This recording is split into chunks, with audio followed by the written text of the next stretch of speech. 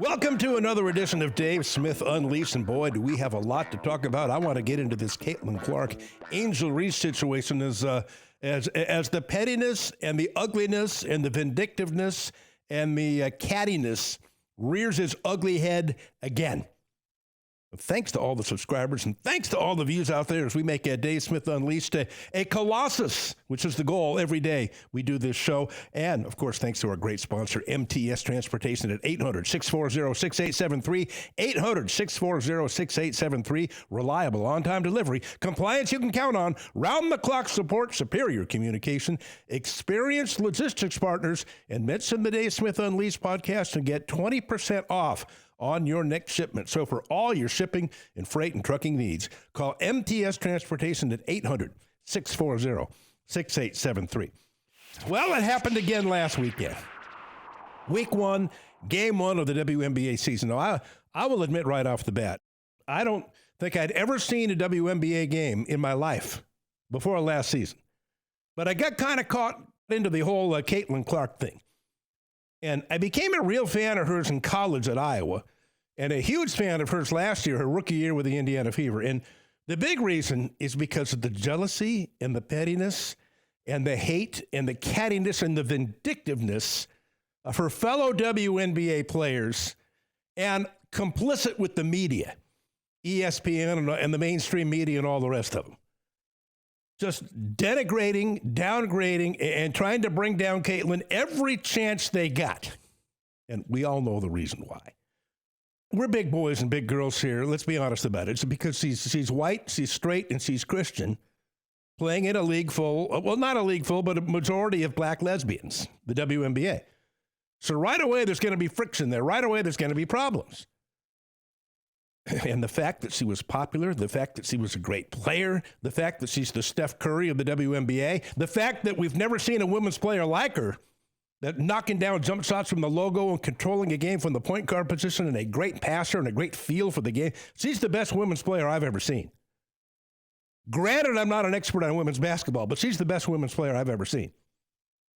But the hate and jealousy and the bitterness directed at her was like nothing I've ever seen last year. And it just angered me, which is why I became such a big fan of hers. And then the desperation in the media to try to pull up Angel Reese as somehow maybe her equal. And every time you turn on the television and said, wow, historic rookie seasons by Caitlin Clark and Angel Reese. And these two, boy, they're the reasons for the popularity. They're the reasons for the sellout crowds and the great ratings that they had last year. And nothing could be further from the truth. Angel Reese had nothing to do with the popularity of the WNBA. It is 1,000% because of Caitlin Clark and only Caitlin Clark. Nobody gives one damn about Angel Reese. If Caitlin weren't in the league last year, you know what the WNBA would have been? They'd still be playing in empty arenas. They'd still be getting no television ratings, and nobody would give a damn about the league like it was before Caitlin arrived. And here's the fact of the matter. Angel Reese can't play. She's not any good. See, this is, I think, one of the reasons for the bitterness and the anger on her part. And you could tell. She is entitled. She is angry. She's a spoiled brat who's never been held accountable in her life for anything. You can just tell by her quotes and by her interviews.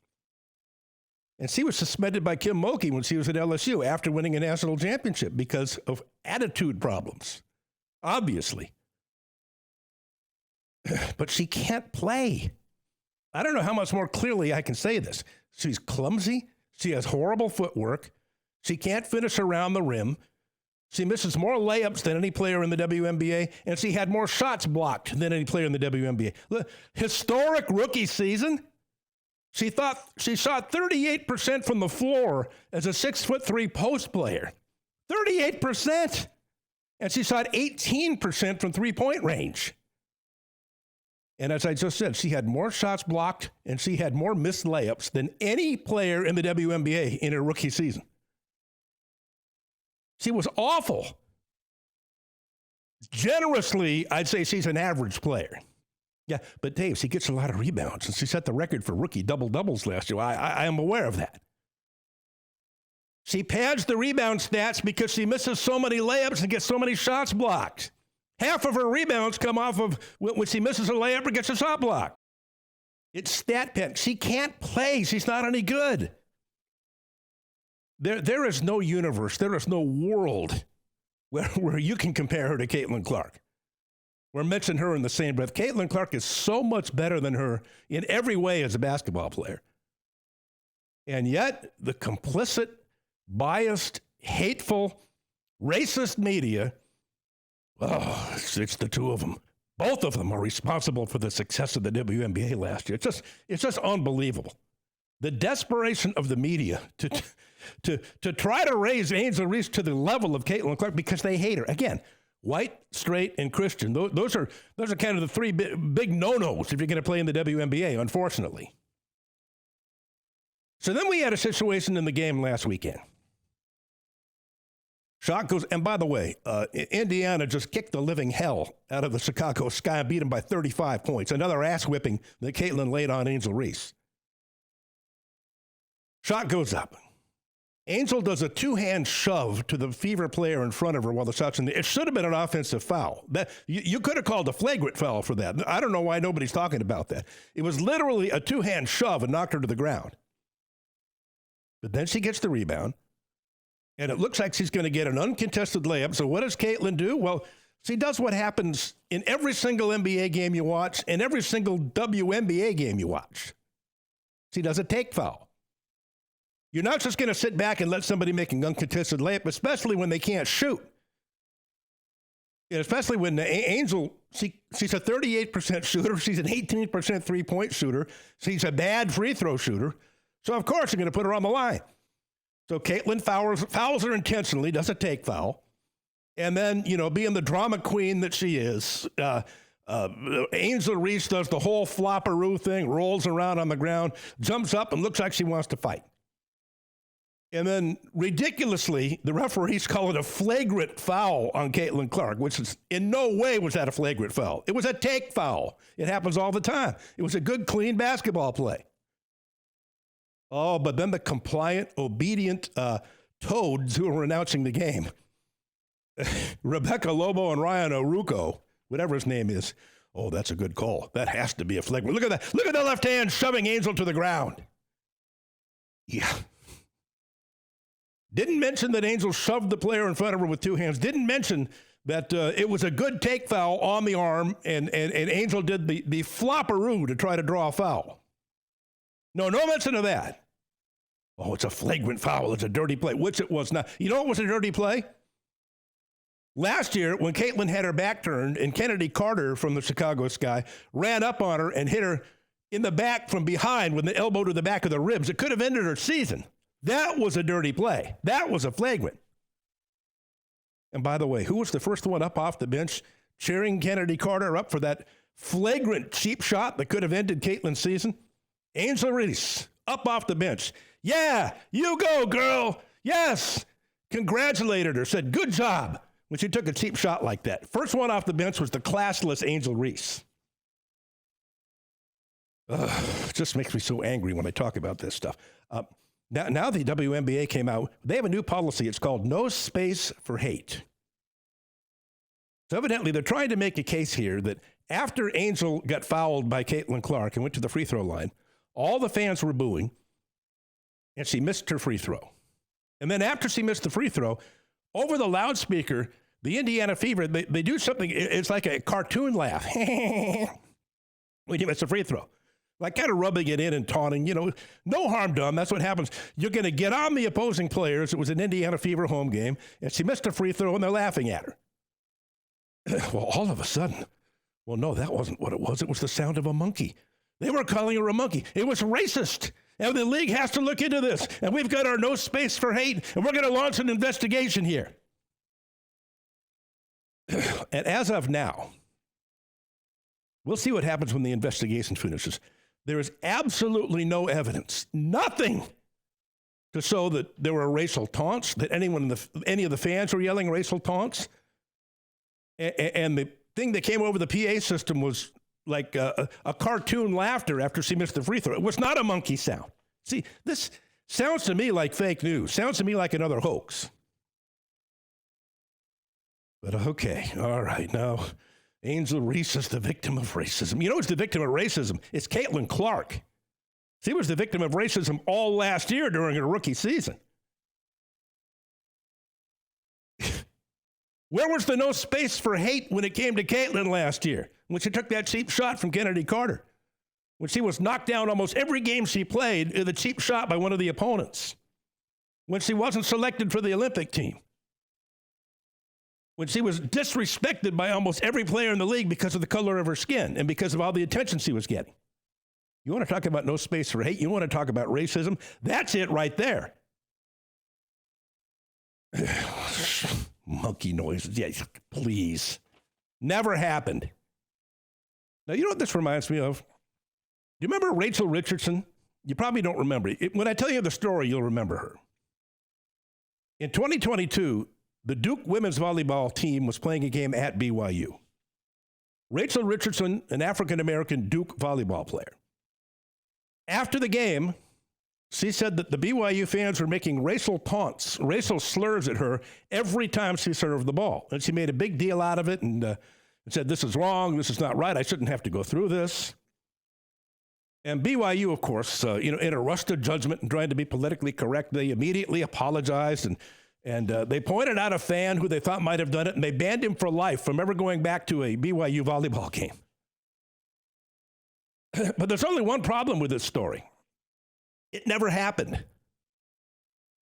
BYU did their own investigation. You know, there were mics and cameras everywhere when Rachel was serving. Not one racial slur was heard. Not one derogatory comment was heard. They interviewed 50 people who were around this guy that was supposedly the culprit here, the fan. All of them said he never said anything, he never did anything, it never happened. So BYU wound up apologizing to this guy and giving him his tickets back and saying it never happened after their investigation. And it didn't happen. But again, rush to judgment. And remember Dawn Staley, the coach at South Carolina, we will never play another game at BYU. And she canceled a basketball game at BYU because of this hoax, this thing that never happened. And the WNBA Players Association, after this so-called monkey sound incident, the racial slurs directed at Angel Reese in the game last Saturday against the Indiana Fever. Listen to this sanctimonious nonsense. The WNBA strongly condemns racism, hate, and discrimination in all forms. They have no place in our league or in our society. We're aware of the allegations, and we're looking into the matter. Well, it looks like it didn't happen, WNBA PA. And it's funny how you didn't strongly condemn racism, hate, and discrimination in all forms last year when it was directed at Caitlin Clark. You should put a little clause down at the bottom there. We condemn racism, hate, and discrimination unless it's against Caitlin Clark. Then, of course, it's encouraged and applauded when it happens that way, and no disciplinary action is taken. It is so ridiculous.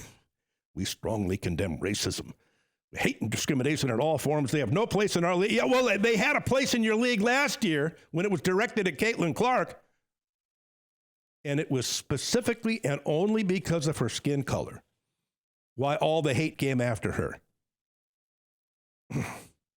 Remember Kennedy Carter screaming, "You effing white bitch," before she took that cheap shot at her? Huh, remember that? That's not racist?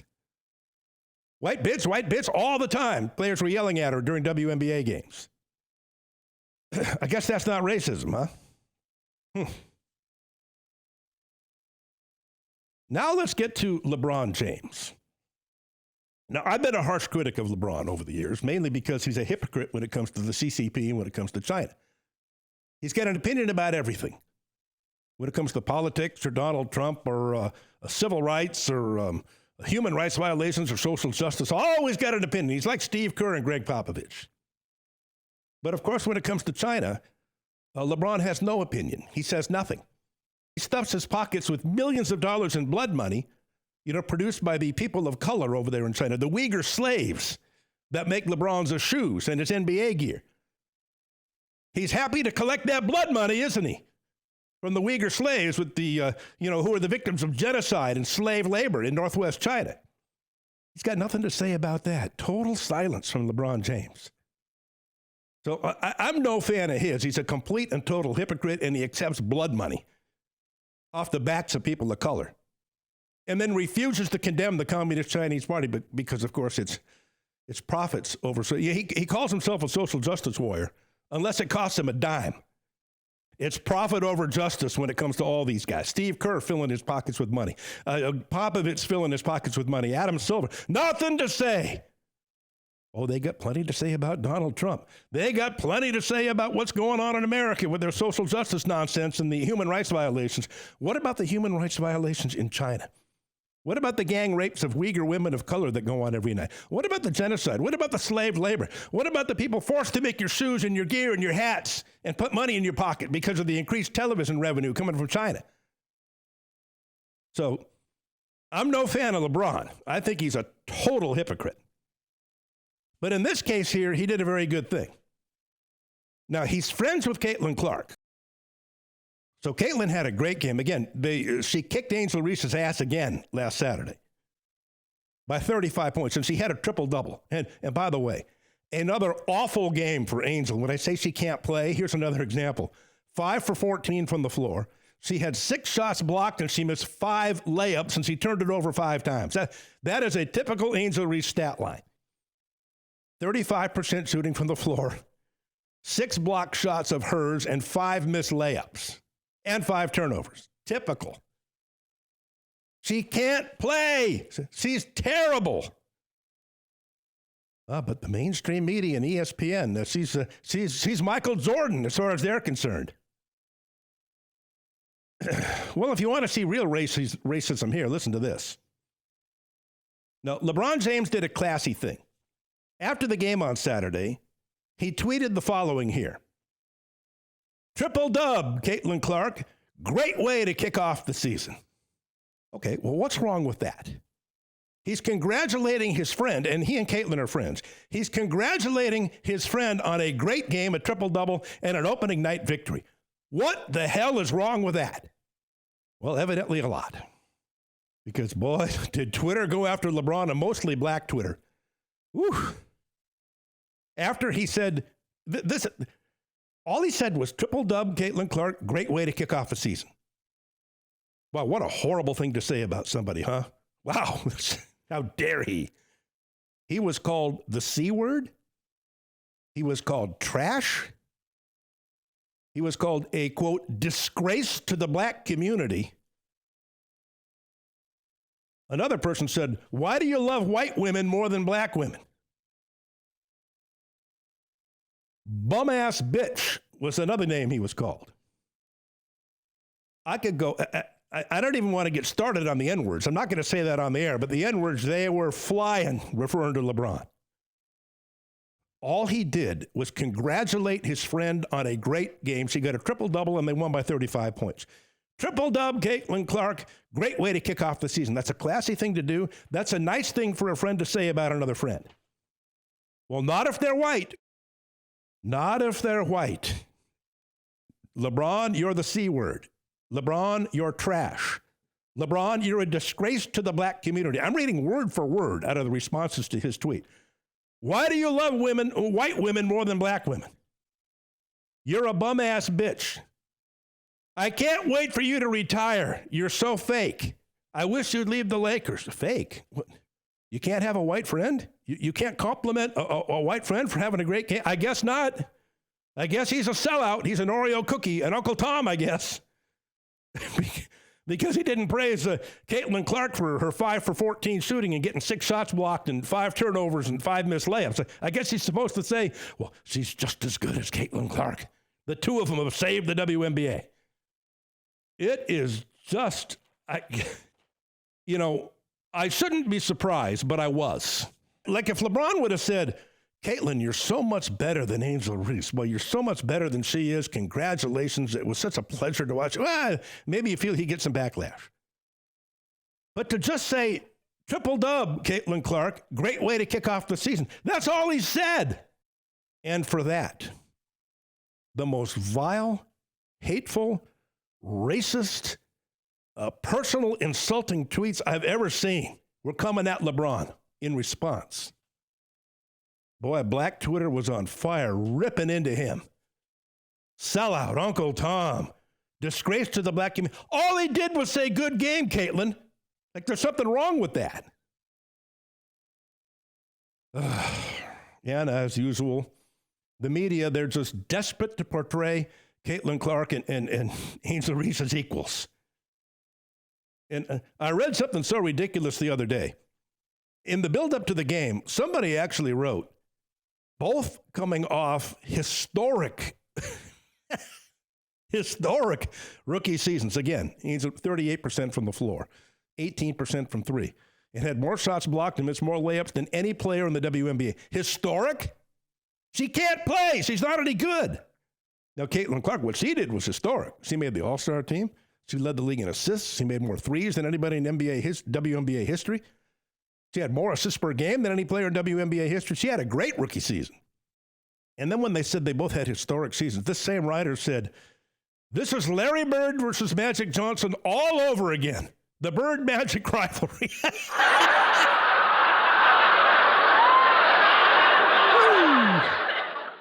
Now, Bird and Magic, yes, they were equals. You can make a case for either one of them being a better player than the other one. They're two of the all-time greats. They were both great players, Hall of Famers. In my opinion, both of them in the top 5 players in NBA history. Yes, that's a great comparison there, Bird and Magic. And they saved the NBA. You know, when the finals games were being shown at 11:30 at night. When Bird and Magic came in, they saved the National Basketball Association. But to compare Angel Reese to Magic, to Bird and Magic, you know what would be a much better comparison?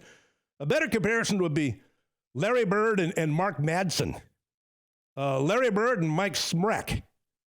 Larry Bird and Slava Medvedenko. Larry Bird and Chuck Nevitt. That would be a much better comparison than Larry Bird and Magic Johnson.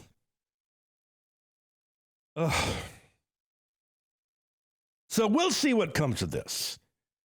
They say that an investigation is coming, and I've listened to that tape probably 100 times today. After the take foul that Caitlin had, you know, when drama queen Angel fell down to the floor and flopped and got up and acted like she wanted to fight. Then she goes to the free throw line. The entire arena's booing. She misses the free throw. Everybody cheers. And then the PA announcer played that, like that. Sounded like a little squirrel laugh. I don't know what cartoon he got it from. And they played that because she missed a free throw. So what now? I guess now we can't boo an opposing player, I guess, when they miss a free throw. That's racist, I guess. Because to say that was a monkey sound is absolutely, it's outrageous, it's insulting, at least from what I heard. Now, we'll see what happens when the investigation finishes. But it sounds like a hoax, and it sounds like fake news to me. But so now we're not allowed to boo Angel Reese anymore when she's playing on the road and she's at the free throw line. That happens to every single opposing player, especially when they're as polarizing as she is. Now it's racist to boo the opposition. Now it's racist to cheer when they miss a free throw. And now if you play a little sounder, oh, you can't do that either. So all I can say is continue to stay strong, Caitlin. It's never going to stop. One thing I didn't like about Caitlin in the offseason, she bent a knee to the woke. And she started talking about her white privilege. Now, stop it, Caitlin, stop it. I know what you're doing. You're trying to get the wolves off your back. You're trying to get along here. It's never going to stop. You talked about your white privilege several times in the offseason. You tried to lay down the olive branch, and look what happened. You do a take foul, and Angel Reese wants to try and fight you, you get a flagrant foul. Now everybody's after you again. They're never going to stop. See, this is the difference between men and women about being petty and catty. In the NBA, if a white player comes into the league and he can play, he'll get the respect of the other players in the league. You look at Cooper Flagg in Dallas. If he comes in and plays well, he'll get the respect of every player in the league. He'll go through some hard times early. They'll knock him around a little bit. They'll try to get him to prove himself, like all rookies. It's not going to be easy. But if he can play, he'll get the respect of other players in the league. See, that's not the way it is with women. Women are, at least in my experience, they're a lot more catty. They're a lot more petty. They're a lot more hateful. Women hate each other. You know, my ex-wife used to say that all the time. She came home from work one day and she said, oh, God, it's going to be horrible. I said, why? She said, our boss quit today. This is a guy, her boss. So why is that bad? She said, they got a woman to replace her. I said, that's a bad thing. She said, are you kidding? Women hate women, especially if we have a female boss. She's going to be after all the women in the office now. She's going to be harder on us than anybody.